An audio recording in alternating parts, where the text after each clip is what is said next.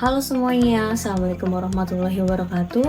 Perkenalkan, nama saya Taseka Putri dari Universitas Cyber Asia, program studi S1 Manajemen dengan NIM 2402010101040. Di sini saya akan mempresentasikan tentang perekonomian Indonesia per April 2021 dan menjelaskan tentang kondisi PDB 2021, nilai kurs April 2021 dan inflasi IHK pada tahun 2021. Di sini kondisi makroekonomi Indonesia pada bulan April tahun 2001, PDB triwulan 1 2021, ekonomi Indonesia pada triwulan 1 tahun 2021 mengalami kontraksi sebesar minus 0,74% years on years, menunjukkan masih adanya tekanan akibat pandemi COVID-19 meski tekanan perlahan mulai berkurang dibandingkan tahun sebelumnya. Untuk kondisi makroekonomi Indonesia pada tahun 2021, nilai kurs rupiah pada bulan April 2021 juga rata-rata nilai tukar rupiah terhadap dolar Amerika Serikat pada April 2021 berada di kisaran 14.400 sampai 14.500 per USD. Nilai ini relatif stabil dibandingkan akhir tahun 2020 meskipun sangat mengalami tekanan akibat ketidakpastian global. Untuk inflasi IHK pada tahun 2021, inflasi indeks harga konsumen atau IHK pada April 2021 tercatat rendah, yaitu sekitar 1,42%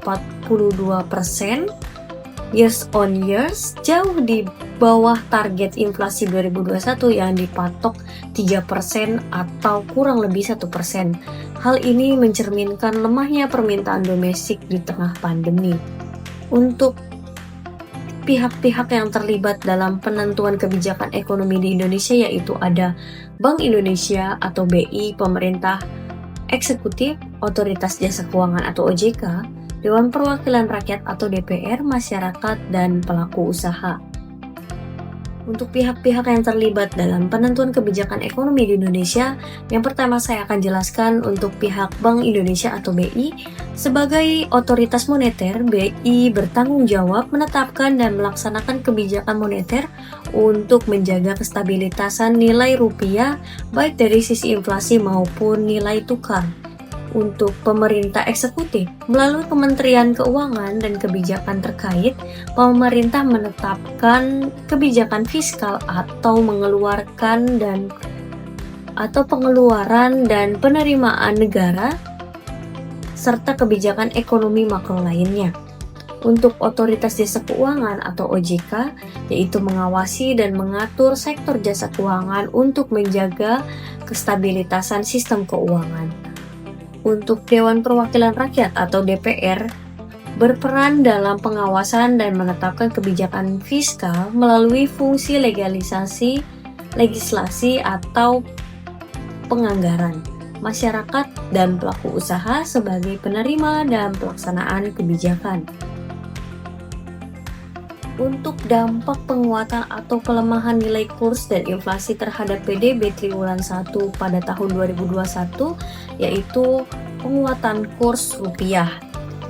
Menurunkan biaya impor sehingga harga barang impor menjadi lebih murah berpotensi menekan inflasi, namun dapat menurunkan daya saing ekspor karena harga barang Indonesia menjadi relatif lebih mahal dibandingkan pasar global, sehingga berpotensi menekan pertumbuhan PDB. Untuk pelemahan kurs rupiah, yaitu meningkatkan nilai ekspor karena barang Indonesia menjadi lebih murah bagi pembeli luar negeri, berpotensi mendorong PDB. Namun, meningkatkan biaya impor dan resiko inflasi karena harga barang impor naik yang bisa menekan konsumsi domestik. Adapun dampak penguatan pelemahan nilai kurs dan inflasi IHK terhadap PDB triwulan 1 pada tahun 2021 yaitu inflasi IHK rendah, menandakan lemahnya pemerintah domestik dan dapat memperlambat pertumbuhan ekonomi atau PDB, namun inflasi yang terlalu rendah juga bisa menjadi sinyal kurangnya aktivitas ekonomi dan konsumsi masyarakat. Inflasi IHK tinggi. Jika inflasi meningkat terlalu tinggi dan daya beli masyarakat turun dan konsumsi menurun sehingga pertumbuhan PDB bisa terhambat. Untuk penelitian menunjukkan inflasi di Indonesia memang berpengaruh signifikan terhadap pertumbuhan ekonomi meski kontribusinya sekitar 21,6% terhadap variasi pertumbuhan ekonomi. Untuk kondisi perekonomian makro Indonesia pada tahun 2021 di tengah pandemi COVID-19 yaitu nomor pertama, pertumbuhan ekonomi. Setelah berkontraksi cukup dalam pada tahun 2020, ekonomi Indonesia mulai menunjukkan pemulihan pada tahun 2021 dengan pertumbuhan PDB sebesar 3,69% years on years untuk keseluruhan tahun, didorong oleh pengendalian pandemi dan stimulus fiskal. Nomor 2, pengangguran. Tingkat pengangguran sempat meningkat tajam pada tahun 2020 dan mulai membaik di tahun 2021 meskipun belum sepenuhnya pulih ke level sebelum pandemi. Nomor 3, kebijakan pemerintah. Pemerintah dan Bank Indonesia menerapkan kebijakan fiskal dan moneter dan program pemulihan ekonomi nasional atau PEN atau PIN. Nomor 4, stabilitas keuangan. Sistem keuangan relatif stabil didukung oleh cadangan devisa yang kuat dan surplus neraca pembayaran. Nomor 5, tantangan. Permintaan domestik lebih lemah, investasi belum sepenuhnya pulih dan ketidakpastian global tetap menjadi resiko utama. Sekian presentasi dari saya, mohon maaf jika banyak kata-kata yang salah. Wabillahi taufiq wal hidayah. Wassalamualaikum warahmatullahi wabarakatuh.